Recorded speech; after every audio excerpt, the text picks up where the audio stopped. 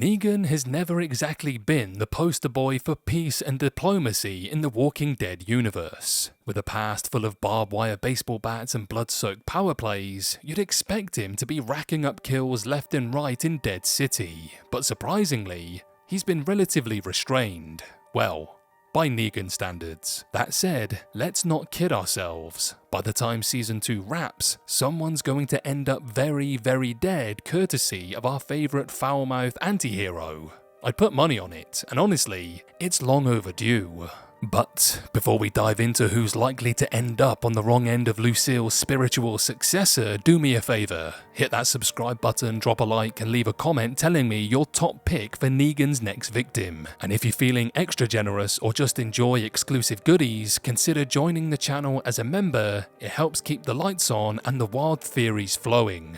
Alright, let's get back to the apocalypse. So, Season 1 ended with a twisted little bow. Negan surrendered himself to the Dharma and the Croat in the noble, slightly reckless trade for Herschel. In classic villain fashion, they manipulated him into working for them, because of course they did, and tasked him with uniting Manhattan's ragtag factions against New Babylon. So far, his diplomacy efforts have been a kind of mixed bag of bartering, brooding, and barely contained threats. But hey, at least he's trying. Kind of. But Negan being Negan, you just know he's cooking up something behind that 1,000-yard stare. Season 2 has been quietly building to a turning point and it finally feels like we're here. He's under the Barazi's thumb for now, but he's starting to play his own game. Step 1, sowing discord. Step 2, bringing a little violent justice to the island. Step 3, escape with the fam, ideally after dismantling the villain pyramid one treacherous backstab at a time. Because if anyone knows how to dismantle a power structure with a smile and a snark, it's Negan. Case in point, the gas attack. Christos and Negan were this close to finding common ground before the Croat showed up like the world's worst third wheel and in true Croat fashion, casually murdered Christos and his men with gas, then had the audacity to brag about sparing the women and kids like it earned him a humanitarian award. Naturally, this didn't sit well with Negan, who was left stewing in righteous fury watching the survivors get robbed of not just resources, but protection.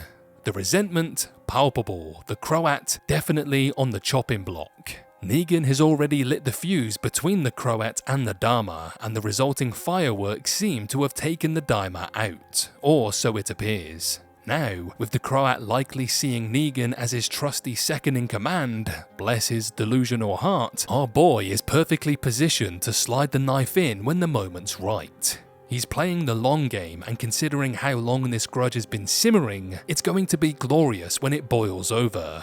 And let's not forget about Bruegel and the rest of Dead City's morally bankrupt cast of misfits. Sure, they might catch some of Negan's wrath too, but the Croat is without a doubt the main course in this vengeance buffet. The man thinks he and Negan are still chums, which is kind of adorable in a twisted way, but Negan, he's just waiting to collect on an old debt, with interest, pain, and maybe a bit of flair. What makes this showdown even juicier is the history. The Croat wasn't just some random psycho Negan stumbled upon. He was once part of the Saviors, a key player in Negan's own regime. But even back then, his methods were so extreme that Negan tried to have him killed. Keyword, tried. He only managed to take off an ear, and the Croat slithered away like a cockroach in a nuclear blast. Since then, he's festered into the warlord we see now, one who hasn't changed a bit except maybe gotten more smug.